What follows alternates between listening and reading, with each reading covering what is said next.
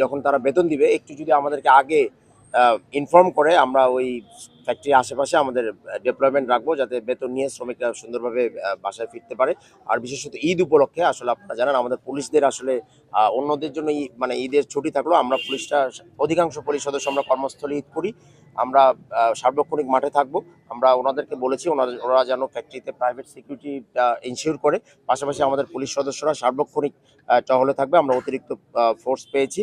ইনশাল্লাহ আশা করছি যে অন্যান্য যে কোনো বারের তুলনায় এবার ঈদ পরবর্তী বা ঈদের যে ছুটিকালীন সময় যে আইনশৃঙ্খলা পরিস্থিতি এটি অন্যান্য যে কোনো সময়ের তুলনায় ভালো থাকবে। আপনারা জানেন মাদকের যে অভিযানটা এটা কিন্তু একটা নির্দিষ্ট সোর্স এবং গোয়েন্দা তথ্যের ভিত্তিতে করতে হয়। আমরা একটা অভিযান করে যদি নির্দিষ্ট পরিমাণ মাদক রিকভার করতে না পারি, আমরা আসলে ওই যে মাদক ব্যবসায়ীকে তাকে কিন্তু আমরা আসলে খুব বেশি আইনের আওতায় নিয়ে আসতে পারি না। তো আমাদের আসলে গোয়েন্দা কার্যক্রম বা যে কাদের বাসায় আমরা অভিযান করব আমাদের লিস্ট অলরেডি প্রস্তুত হয়ে আছে প্রত্যেকটা ইউনিয়ন ওয়ার্ড এলাকা ভিত্তিক।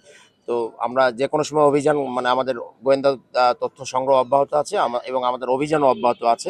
সময় মতো আপনারা জানতে পারবেন। আর আপনারা জানেন আমাদের সাঁড়াশি অভিযানের ফলে অধিকাংশ মাদক ব্যবসায়ী এই রূপগঞ্জ এলাকা থেকে অলরেডি পালিয়েছে এবং এলাকায় তাদের আনাগোনা খুবই কম এবং আমি মনে করি মাদক ব্যবসাটাও অনেকটাই কন্ট্রোলে আছে।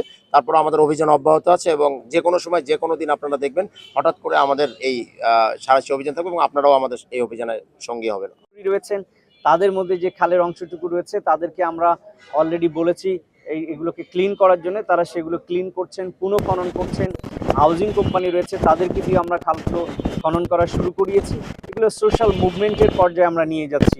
আর অফিসিয়ালি যখন বরাদ্দ আসবে তখন আমরা অফিসিয়ালি শুরু করব।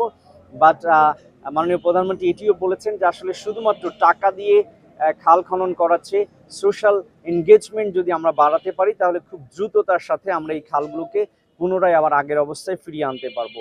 আর মাননীয় প্রধানমন্ত্রী জনাব তারেক রহমান যে বৃক্ষরোপণের কথা বলেছেন, এই জন্য আমরা উপজেলা প্রশাসনে আমরা মিটিং করে সিদ্ধান্ত নিয়েছি যে আমরা এই যে বর্ষা আসছে এই বর্ষায় আমরা উপজেলায় সর্বোচ্চ সংখ্যক আমরা গাছ লাগাবো।